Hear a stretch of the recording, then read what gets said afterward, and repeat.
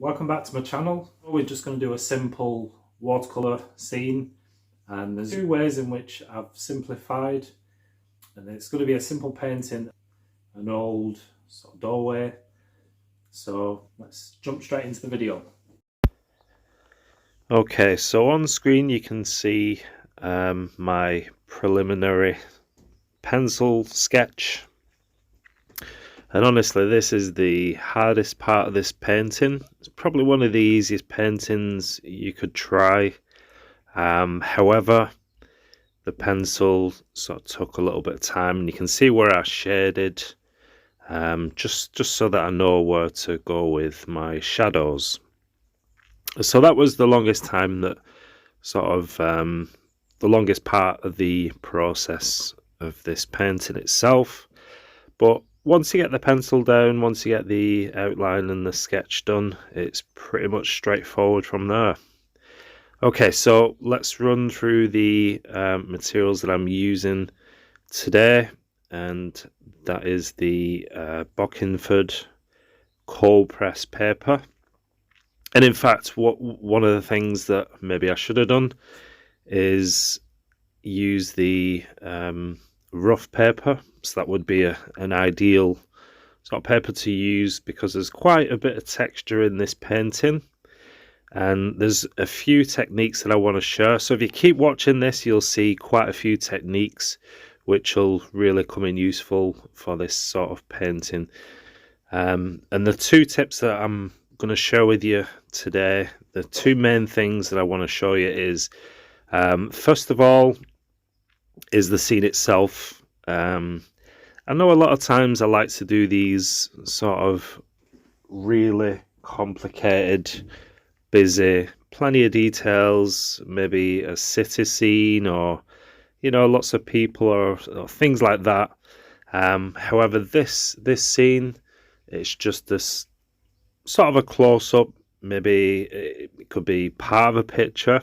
This is actually a reference that I took from Pixabay. So it's just, to me, it's just a zoomed in sort of watercolor. So it's a zoomed in subject. So if you are struggling with watercolor or get bogged down with detail, then maybe this is something you could try. So that's tip number one. Just find a zoomed in subject, or just one subject of a scene. And my second subject is really to simplify things even further. I'm just using one colour, as you can see, and the colour I'm using is actually sepia. So I mean, you could use any sort of colour, a burnt umber, any sort of brown would do, even Payne's grey. I nearly did this painting in Payne's grey, but I went with sepia. I wanted sort of a nice warm sort of earthy tone, earthy colour, should I say.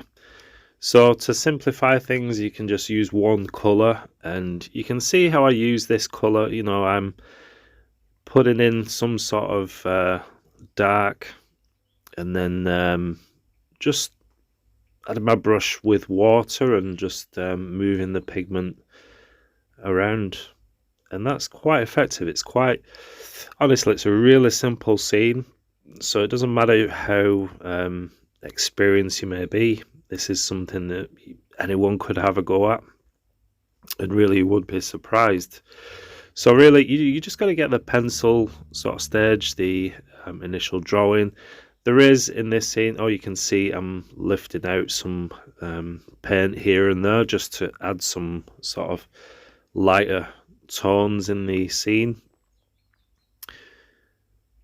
So yeah, it doesn't really matter what stage you're at with watercolor. This is a really simple scene. There is, like I said, there is some element of perspective to this painting, and that would be sort of you can see it more in the doorway, the right hand side where the cast shadow is, the shadow, and you can see some of the brickwork. But even still, because it's kind of a rustic, old sort of thing, you can get away with lots of things doing this painting.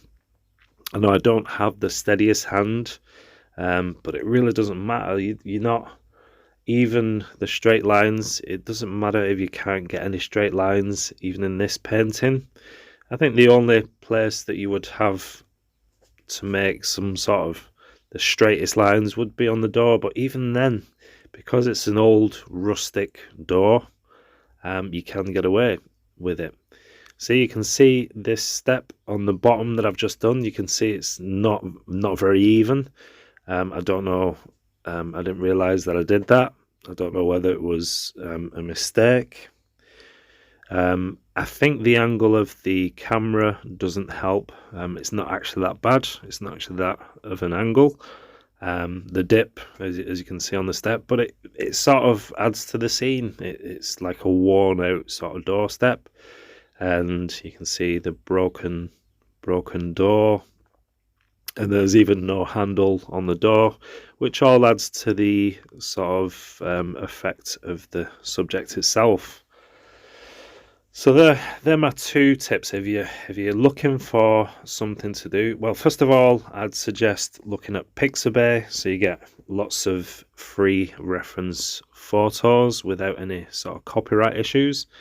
And secondly, some sort of zoomed in or sort of one sort of part of a bigger sort of reference. If you want to zoom in, that's absolutely fine. So this is I've really enjoyed doing this this painting, and it's also some way we can sort of try out new techniques. You can see just randomly spotting on, and you'll see I'm going to do some dry brushing in the next few minutes. But you can see I'm doing this painting, and because it's the way it is, the texture of the paper is helping, and it's just really simple. So just getting in some more lines and then softening with a bit of water. Just spread that and leave it in places, because obviously you got little light patches and bits of paint or anything like that, which all add to the this sort of scene anyway. So yeah, if you like this video, if you're new to this channel, or if you just like this video, then please give me a thumbs up. And if you're not subscribed to this channel yet, then please hit the subscribe. I think I would like to do some more of this sort of painting. Again, let me know what you think. Maybe the one colour sort of painting, the monochromatic style, or this sort of doorway. I know there's plenty of doorways. You may have seen doorway paintings before with these sort of Greek or Spanish sort of doorways, not the rustic sort, but maybe with a plant or a flower tree coming in the scene with some shadows. So let me know what you think. So here you can see I'm just dragging the brush up, doing some dry brush. You can see the texture that comes off with help of the paper. Obviously, like I said, with rough paper it would be more of an effect with a dry brush. And that's really it. There's really not much else to this painting.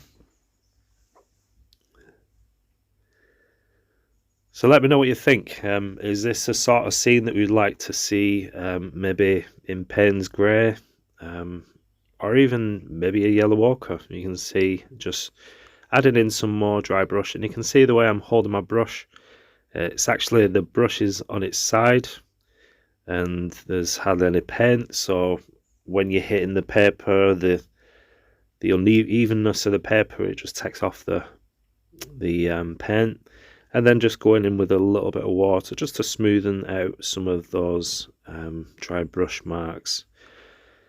So it's a perfect way to try all these different techniques if you're new to watercolor, or you've not tried a few techniques, then this is perfect. Or maybe you could even try this scene and maybe do two tones. I was considering doing two tones in this painting, two colours. and I wondered how that would look. So maybe that's a future video. I don't know. It's we could have an experiment. Again, let me know what you think. What two colours would you use?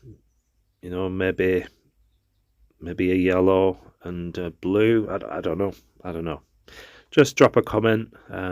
Any comments are all welcome on this channel. I always get round to answer, and I do appreciate all those who do comment and subscribe to my channel. So thank you so much.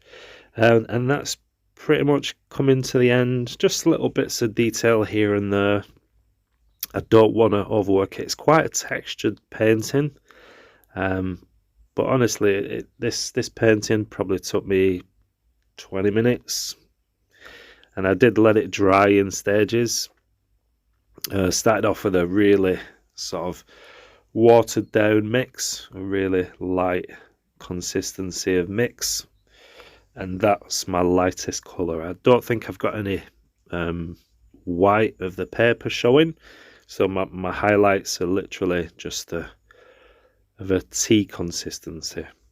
It's just a very light pigment to water ratio, and that was the first wash. So each time I'm just going just that bit darker and darker and using more paint to less water, and just popping my signature on it and call this done. Remove the tape, which is one of my favourite parts of the painting process, and it just gives you a nice clean edge. And here we go. So there's the rustic door. I hope you like this video. Please give it a thumbs up, and I will see you in the next video. Take care. Thanks for watching. Bye bye.